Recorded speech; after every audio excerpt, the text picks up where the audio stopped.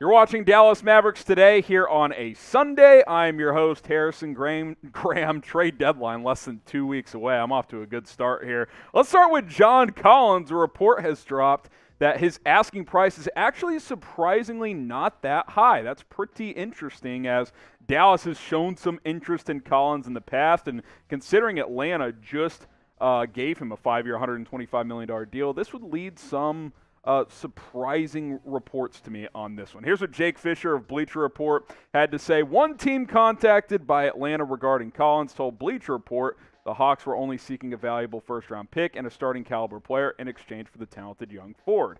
Other teams believe the Hawks could draw an even higher return. Jeremy Grant has been frequently mentioned as a primary trade target for the Hawks, and Atlanta placed a call to San Antonio about Derek White, sources said. The Spurs and Mavericks have been considered Collins suitors dating back to the 2020 offseason, which is true. We've definitely talked about that here a lot. The Mavs have been interested. Collins is having a great year. I think it would be surprising, honestly, if Atlanta were to move on. He's averaging 17 points and 8 rebounds on the season for Atlanta, shooting well over 50% from the floor as well. I'm a big fan of what John Collins has been doing for the last several years, but especially this year for the Atlanta Hawks, as he's also been blocking over a shot per game as well. You see the stats come on your screen right there. Shout out producer Marsh for making a quick adjustment. But again, where does Collins fit if you are to trade for him? Here are the tradable assets for Dallas if they were to move on from John Collins.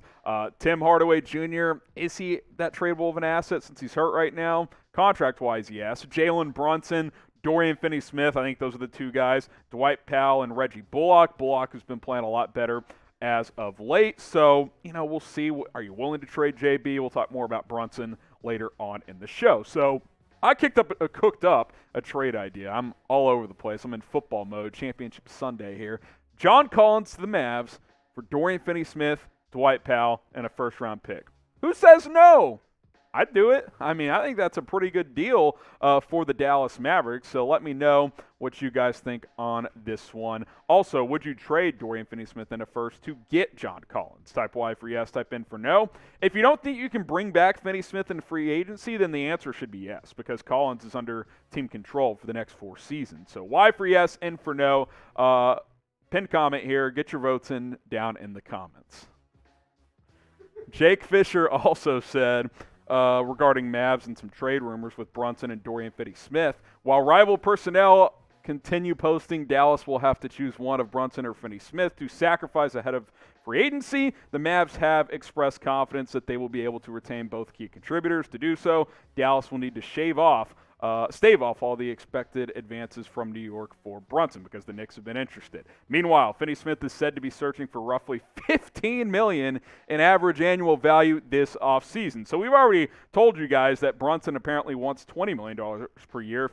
Finney-Smith wants $15 million. You can't keep both. It's just not going to happen. You're not going to be able to keep Dorian Finney-Smith and Jalen Brunson for a combined $35 million against the cap. It's just not feasible. And quite frankly, I don't think it's worth doing. So pick one, trade the other, let's ride. And that's why you guys should subscribe, because the more trade rumors, news, buzz that comes out over the next couple of weeks, we'll have you guys covered here on this channel. Hit that subscribe button. Share the link with a friend, youtube.com/MavsTV. We're less than 500 subs away from 16,000, so let's get there as soon as possible.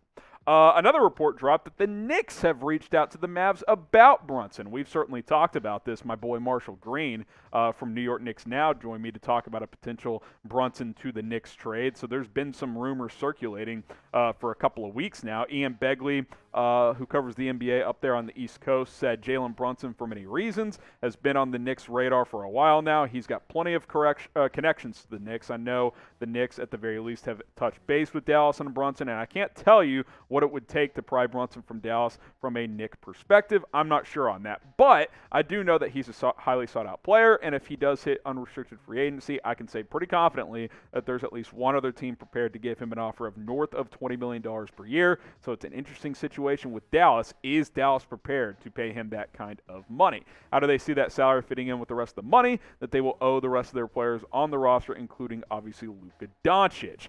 And that's a good question because, again, if he gets $20 million and Finney-Smith gets 15, a lot of cap space for two good players, but not stars by any means. Although Jalen Brunson continues to get better, maybe he becomes a fringe and all-star type of player in the next couple of years. 16 points, 5.5 dimes per game this season, over 50% from the floor. He's been tremendous for the Dallas Mavericks. Now, I will say this: the Mavs are in win-now mode, so I'm not trading Jalen Brunson just to do it. Like, if you trade him, it's not a win-now move unless there's some trade out there that packages him and someone else to bring in a better player. I just don't think that's realistic. Now, it is a risk, but I think it is worth the risk to keep him through the rest of the season, even if that means you lose him in the offseason. Unless there's a huge trade that you can move Brunson on to get something back for, I would rather keep him and see what happens. I would take my chances. I'd pay him this offseason, let Finney-Smith walk, and go in that direction. Or I would trade Finney-Smith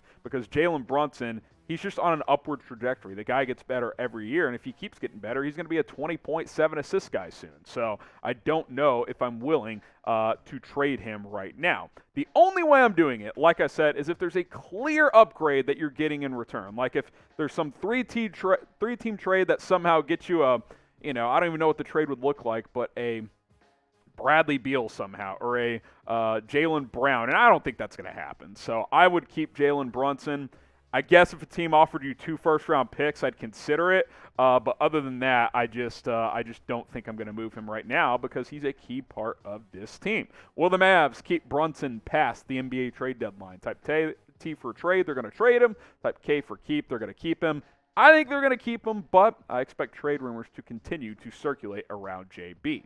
Now, BetUS is the place to go if you want to go bet on NBA games and NFL games as well. The playoffs are still ongoing. Championship Sunday, if you're watching on Sunday, go check out those spreads. Chatsports.com/MFFL. Promo code MFFL to get 125% deposit money. Go make some money with BetUS. All right, quick All-Star talk, and then we'll sign off here. Luka Doncic not going to start in the All-Star game. The fan vote was complete, and shout out to K-Pop for getting Andrew Wiggins into the starting lineup. But this is how the All-Star guard voting has gone. Luka was third there, so Steph Curry, Ja Morant going to start in the backcourt.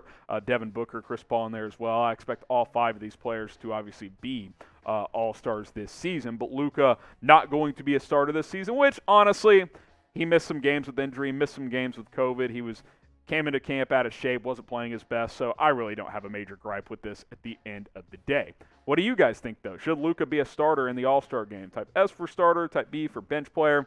I think a reserve is fine. Like, he's clearly an all-star, but if he's not a starter this year, so what? The last couple of weeks he's playing like an all-star starter, and that's all that matters, how he's playing for the Mavs. Who cares about how many minutes or if he starts in the All-Star game?